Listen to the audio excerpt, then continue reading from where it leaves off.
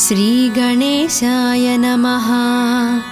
नारद उवाच प्रणम्य शिरसा देवं गौरीपुत्रं विनायकं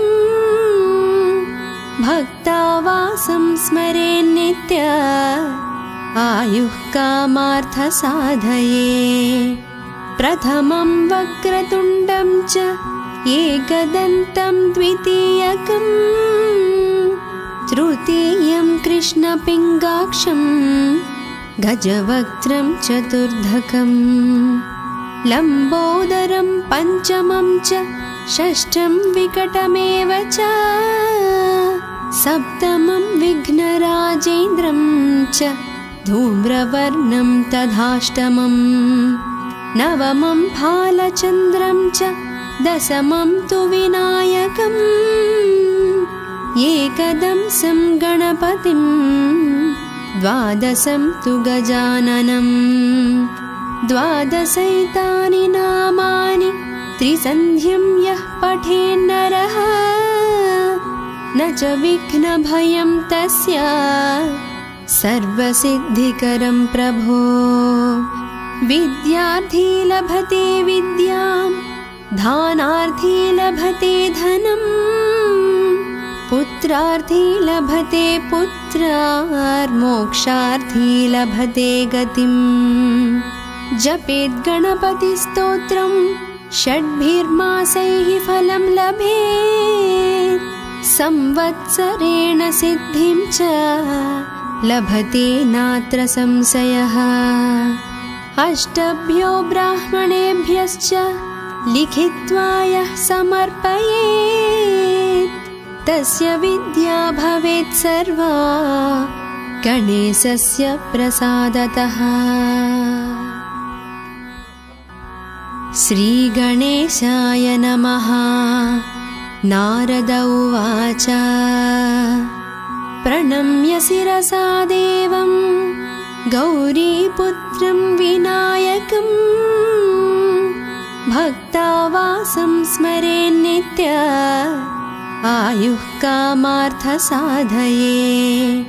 प्रथमं वक्रतुण्डं च एकदन्तं द्वितीयकं तृतीयं कृष्णपिङ्गाक्षं गजवक्त्रं चतुर्धकं लम्बोदरं पञ्चमं च षष्ठं विकटमेव च सप्तमं विघ्नराजेन्द्रं च धूम्रवर्णं तथाष्टमं नवमं भालचन्द्रं च दशमं तु विनायकम् एकदंसं गणपतिं द्वादशं तु गजाननं द्वादशैतानि नामानि त्रिसन्ध्यं यः पठेन्नरः न च विघ्नभयं तस्य सर्वसिद्धिकरं प्रभो। विद्यार्थी लभते विद्यां दानार्थी लभते धनम् पुत्रार्थी लभते पुत्रार्मोक्षार्थी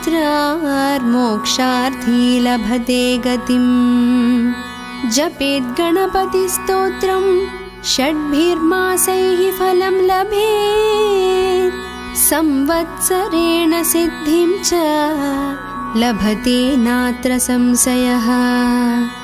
अष्टभ्यो ब्राह्मणेभ्यश्च लिखित्वा यः समर्पयेत् तस्य विद्या भवेत् सर्वा गणेशस्य प्रसादतः।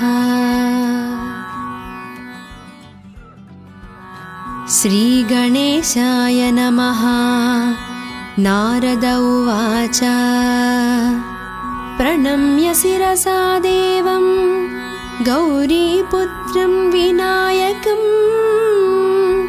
भक्तावासं स्मरेन्नित्य आयुः कामार्थसाधये।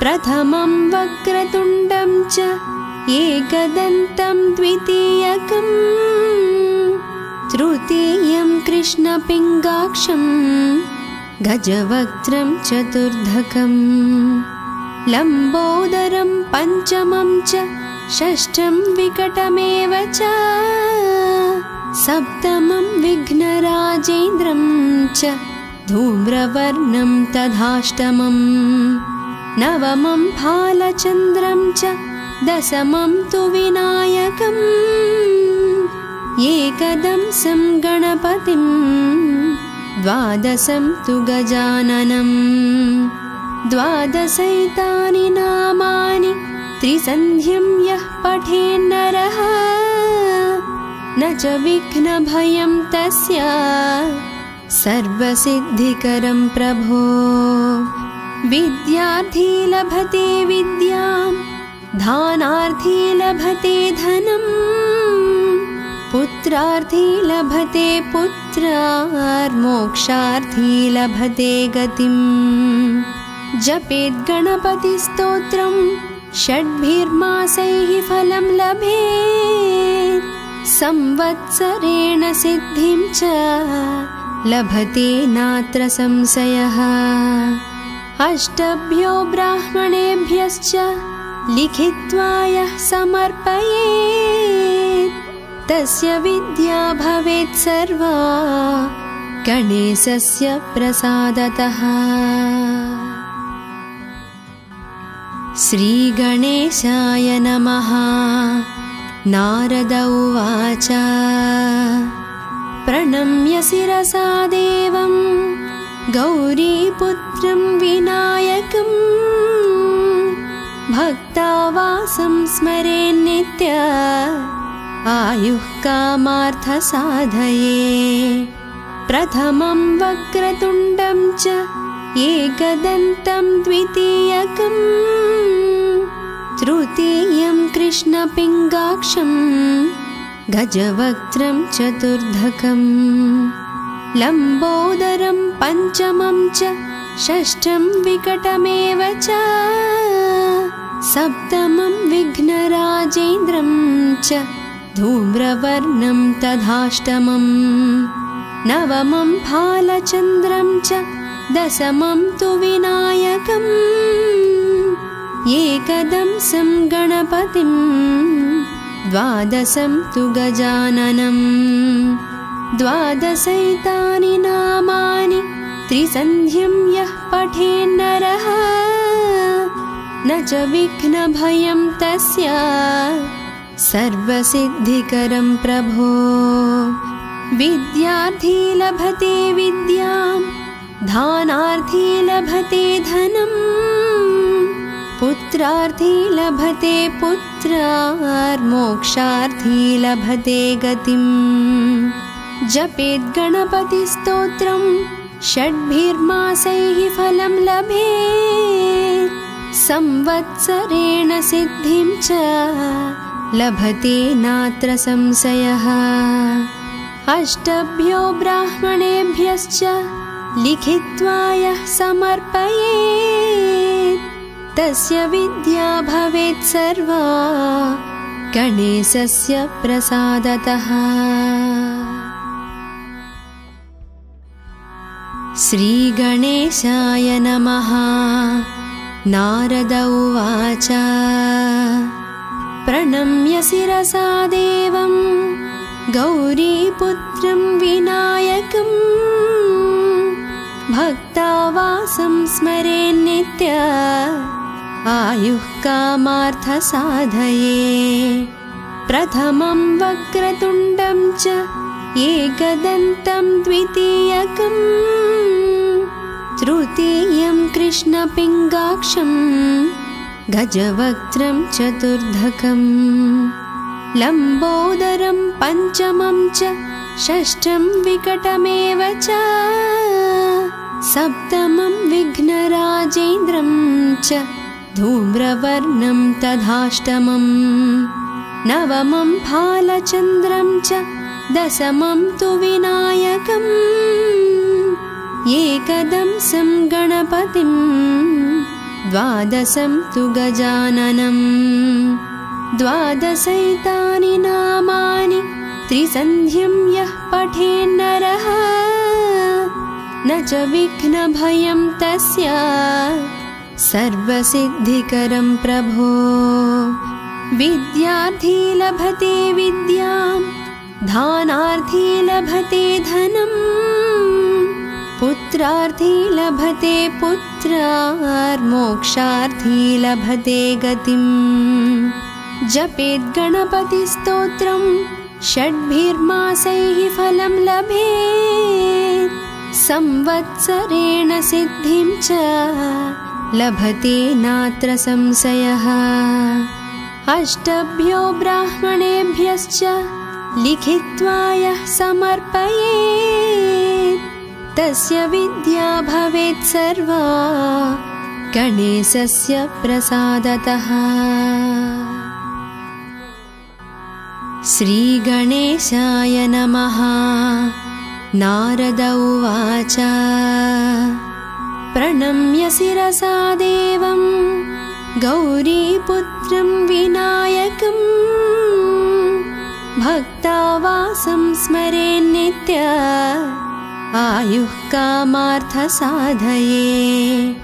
प्रथमं वक्रतुण्डं च एकदन्तं द्वितीयकं, तृतीयं कृष्णपिङ्गाक्षं गजवक्त्रं चतुर्धकं, लम्बोदरं पञ्चमं च षष्ठं विकटमेव च, सप्तमं विघ्नराजेन्द्रं च धूम्रवर्णं तथाष्टमम्, नवमं फालचन्द्रं च दशमं तु विनायकम्, एकदंसं गणपतिं द्वादशं तु गजाननम्।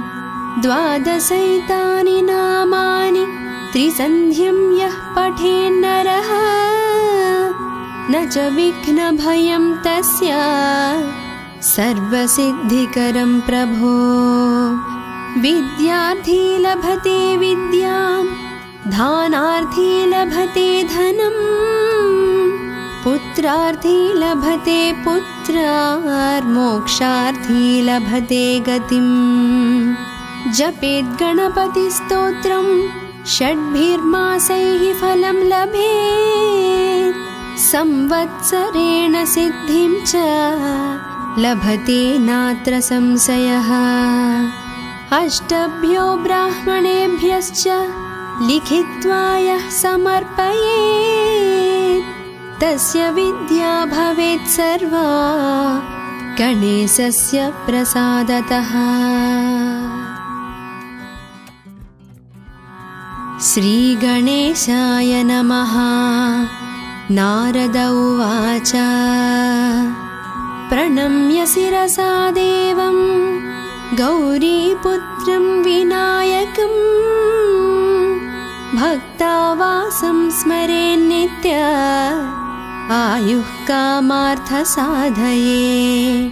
प्रथमं वक्रतुण्डं च एकदन्तं द्वितीयकं, तृतीयं कृष्णपिङ्गाक्षं गजवक्त्रं चतुर्धकं, लम्बोदरं पञ्चमं च षष्ठं विकटमेव च, सप्तमं विघ्नराजेन्द्रं च धूम्रवर्णं तथाष्टमम्, नवमं फालचन्द्रं च दशमं तु विनायकम्, एकदंसं गणपतिं द्वादशं तु गजाननम्। द्वादशैतानि नामानि त्रिसन्ध्यं यः पठेन्नरः, न च विघ्नभयं तस्य सर्वसिद्धिकरं प्रभो। विद्यार्थी लभते विद्यां, दानार्थी लभते धनं, पुत्रार्थी लभते पुत्रार्, मोक्षार्थी लभते गतिम्। जपेत् गणपतिस्तोत्रं, षड्भिर्मासैः फलं लभेत्। संवत्सरेण सिद्धिं च लभते नात्र संशयः। अष्टभ्यो ब्राह्मणेभ्यश्च लिखित्वा यः समर्पयेत्, तस्य विद्या भवेत् सर्वा गणेशस्य प्रसादतः। श्रीगणेशाय नमः। नारद उवाच प्रणम्य शिरसा देवं गौरीपुत्रं विनायकं भक्तावासं स्मरेन्नित्य आयुः कामार्थसाधये। प्रथमं वक्रतुण्डं च एकदन्तं द्वितीयकं तृतीयं कृष्णपिङ्गाक्षं गजवक्त्रं चतुर्धकं लम्बोदरं पञ्चमं च षष्ठं विकटमेव च सप्तमं विघ्नराजेन्द्रं च धूम्रवर्णं तथाष्टमं नवमं फालचन्द्रं च दशमं तु विनायकम् एकदंसं गणपतिं द्वादशं तु गजाननं द्वादशैतानि नामानि त्रिसन्ध्यं यः पठेन्नरः न च विघ्नभयं तस्य सर्वसिद्धिकरं प्रभो। विद्यार्थी लभते विद्यां दानार्थी लभते धनं पुत्रार्थी लभते पुत्रार्मोक्षार्थी लभते गतिं।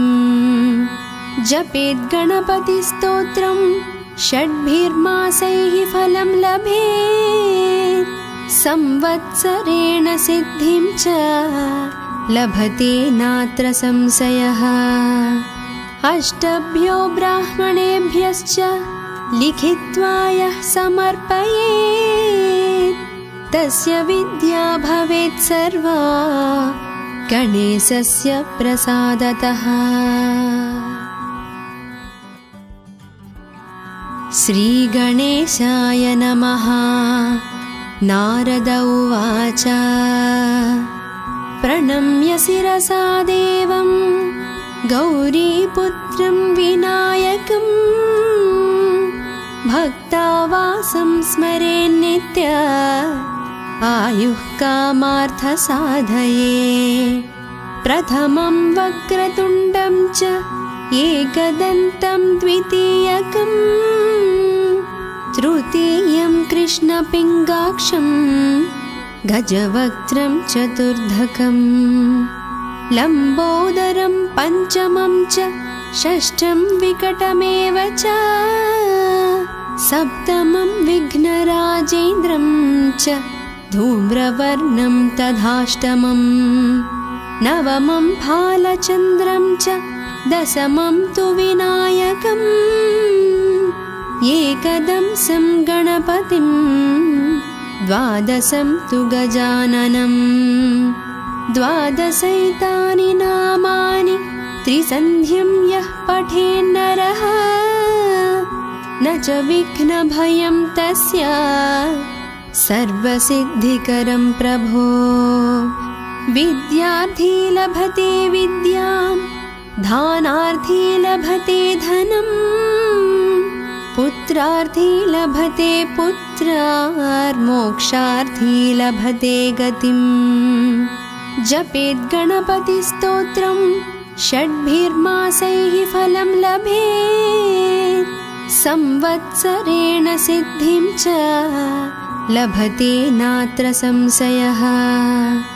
अष्टभ्यो ब्राह्मणेभ्यश्च लिखित्वा यः समर्पयेत् तस्य विद्या भवेत् सर्वा गणेशस्य प्रसादतः। श्रीगणेशाय नमः। नारद उवाच प्रणम्य शिरसा देवं गौरीपुत्रं विनायकं भक्तावासं स्मरेन्नित्य आयुः कामार्थसाधये।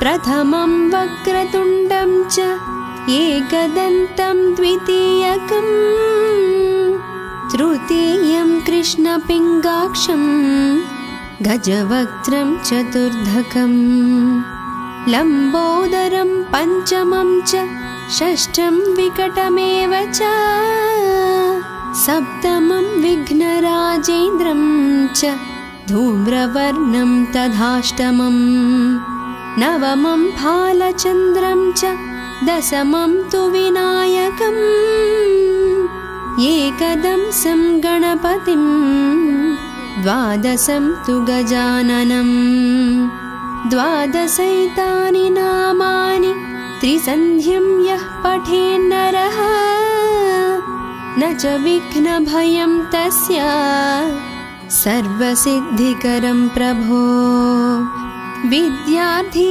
लभते विद्यां दानार्थी लभते धनम् पुत्रार्थी लभते पुत्रार्मोक्षार्थी लभते गतिम् जपेत् गणपतिस्तोत्रं षड्भिर्मासैः फलं लभेत् संवत्सरेण सिद्धिं च लभते नात्र संशयः अष्टभ्यो ब्राह्मणेभ्यश्च लिखित्वा यः समर्पयेत् तस्य विद्या भवेत् सर्वा गणेशस्य प्रसादतः।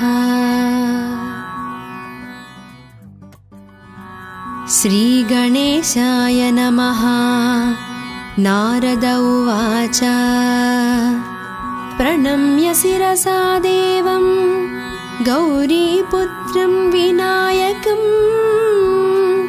भक्तावासं स्मरेन्नित्य आयुः कामार्थसाधये प्रथमं वक्रतुण्डं च एकदन्तं द्वितीयकम् तृतीयं कृष्णपिङ्गाक्षं गजवक्त्रं चतुर्धकं लम्बोदरं पञ्चमं च षष्ठं विकटमेव च सप्तमं विघ्नराजेन्द्रं च धूम्रवर्णं तथाष्टमं नवमं फालचन्द्रं च दशमं तु विनायकम् एकदंसं गणपतिं द्वादशं तु गजाननं द्वादशैतानि नामानि त्रिसन्ध्यं यः पठेन्नरः न च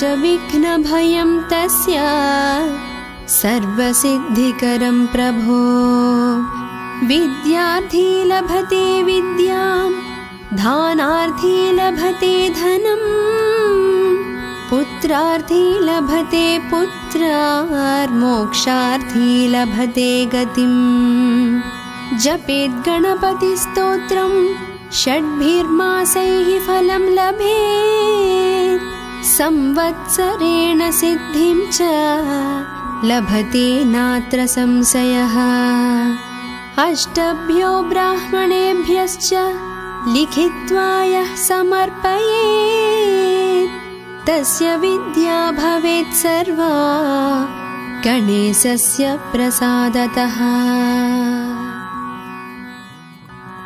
श्रीगणेशाय नमः। नारद उवाच प्रणम्य शिरसा देवं गौरीपुत्रं विनायकम् भक्तावासं स्मरेन्नित्य आयुः कामार्थसाधये प्रथमं वक्रतुण्डं च एकदन्तं द्वितीयकम् तृतीयं कृष्णपिङ्गाक्षं गजवक्त्रं चतुर्धकं लम्बोदरं पञ्चमं च षष्ठं विकटमेव च सप्तमं विघ्नराजेन्द्रं च धूम्रवर्णं तथाष्टमं नवमं फालचन्द्रं च दशमं तु विनायकम् एकदंसं गणपतिं द्वादशं तु गजाननं द्वादशैतानि नामानि त्रिसन्ध्यं यः पठेन्नरः न च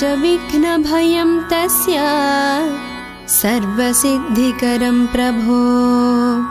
विद्यार्थी लभते विद्यां दानार्थी लभते धनं पुत्रार्थी लभते पुत्रार्मोक्षार्थी लभते गतिम्। जपेत् गणपतिस्तोत्रं षड्भिर्मासैः फलं लभेत् संवत्सरेण सिद्धिं च लभते नात्र संशयः। अष्टभ्यो ब्राह्मणेभ्यश्च लिखित्वा यः समर्पयेत् तस्य विद्या भवेत् सर्वा गणेशस्य प्रसादतः। श्रीगणेशाय नमः। नारद उवाच प्रणम्य शिरसा देवं गौरीपुत्रं विनायकं भक्तावासं स्मरेन्नित्य आयुः कामार्थसाधये।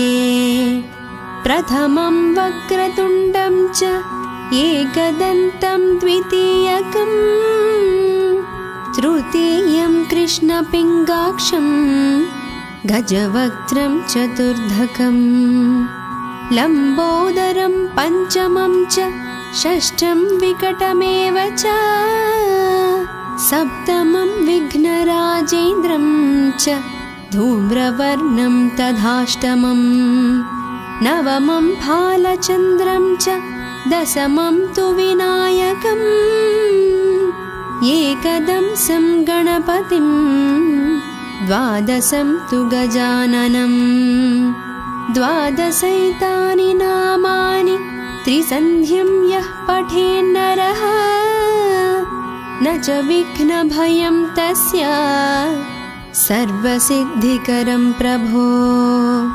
विद्यार्थी लभते विद्यां दानार्थी लभते धनं पुत्रार्थी लभते पुत्रार्मोक्षार्थी लभते गतिम्। जपेत् गणपतिस्तोत्रं षड्भिर्मासैः फलं लभेत् संवत्सरेण सिद्धिं च लभते नात्र संशयः। अष्टभ्यो ब्राह्मणेभ्यश्च लिखित्वा यः समर्पयेत् तस्य विद्या भवेत् सर्वा गणेशस्य प्रसादतः। श्रीगणेशाय नमः।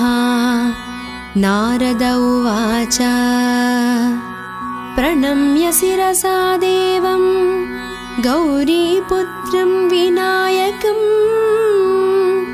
भक्तावासं स्मरेन्नित्य आयुः कामार्थसाधये। प्रथमं वक्रतुण्डं च एकदन्तं द्वितीयकं तृतीयं कृष्णपिङ्गाक्षं गजवक्त्रं चतुर्धकं लम्बोदरं पञ्चमं च षष्ठं विकटमेव च सप्तमं विघ्नराजेन्द्रं च धूम्रवर्णं तथाष्टमं नवमं भालचन्द्रं च दशमं तु विनायकम् एकदंसं गणपतिं द्वादशं तु गजाननं द्वादशैतानि नामानि त्रिसन्ध्यं यः पठेन्नरः न च विघ्नभयं तस्य सर्वसिद्धिकरं प्रभो। विद्यार्थी लभते विद्यां दानार्थी लभते धनं पुत्रार्थी लभते पुत्रार्मोक्षार्थी लभते गतिम्। जपेत् गणपतिस्तोत्रं षड्भिर्मासैः फलं लभेत् संवत्सरेण सिद्धिं च लभते नात्र संशयः। अष्टभ्यो ब्राह्मणेभ्यश्च लिखित्वा यः समर्पयेत् तस्य विद्या भवेत् सर्वा गणेशस्य प्रसादतः। श्रीगणेशाय नमः। नारद उवाच प्रणम्य शिरसा देवं गौरीपुत्रं विनायकं भक्तावासं स्मरेन्नित्य आयुः कामार्थसाधये। प्रथमं वक्रतुण्डं च एकदन्तं द्वितीयकं तृतीयं कृष्णपिङ्गाक्षं गजवक्त्रं चतुर्धकं लम्बोदरं पञ्चमं च षष्ठं विकटमेव च सप्तमं विघ्नराजेन्द्रं च धूम्रवर्णं तथाष्टमं नवमं भालचन्द्रं च दशमं तु विनायकम् एकदंसं गणपतिं द्वादशं तु गजाननं द्वादशैतानि नामानि त्रिसन्ध्यं यः पठेन्नरः न च विघ्नभयं तस्य सर्वसिद्धिकरं प्रभो। विद्यार्थी लभते विद्यां दानार्थी लभते धनं पुत्रार्थी लभते पुत्रार्मोक्षार्थी लभते गतिं। जपेत् गणपतिस्तोत्रं षड्भिर्मासैः फलं लभेत् संवत्सरेण सिद्धिं च लभते नात्र संशयः। अष्टभ्यो ब्राह्मणेभ्यश्च लिखित्वा यः समर्पयेत् तस्य विद्या भवेत् सर्वा गणेशस्य प्रसादतः। श्रीगणेशाय नमः। नारद उवाच प्रणम्य शिरसा देवं गौरीपुत्रं विनायकं भक्तावासं स्मरेन्नित्य आयुः कामार्थसाधये। प्रथमं वक्रतुण्डं च एकदन्तं द्वितीयकं तृतीयं कृष्णपिङ्गाक्षं गजवक्त्रं चतुर्धकं लम्बोदरं पञ्चमं च षष्ठं विकटमेव च सप्तमं विघ्नराजेन्द्रं च धूम्रवर्णं तथाष्टमं नवमं भालचन्द्रं च दशमं तु विनायकम् एकदंसं गणपतिं द्वादशं तु गजाननं द्वादशैतानि नामानि त्रिसन्ध्यं यः पठेन्नरः न च विघ्नभयं तस्य सर्वसिद्धिकरं प्रभो। विद्यार्थी लभते विद्यां दानार्थी लभते धनं पुत्रार्थी लभते पुत्रार्मोक्षार्थी लभते गतिं। जपेत् गणपतिस्तोत्रं षड्भिर्मासैः फलं लभेत् संवत्सरेण सिद्धिं च लभते नात्र संशयः। अष्टभ्यो ब्राह्मणेभ्यश्च लिखित्वा यः समर्पयेत् तस्य विद्या भवेत् सर्वा गणेशस्य प्रसादतः। श्रीगणेशाय नमः। नारद उवाच प्रणम्य शिरसा देवं गौरीपुत्रं विनायकं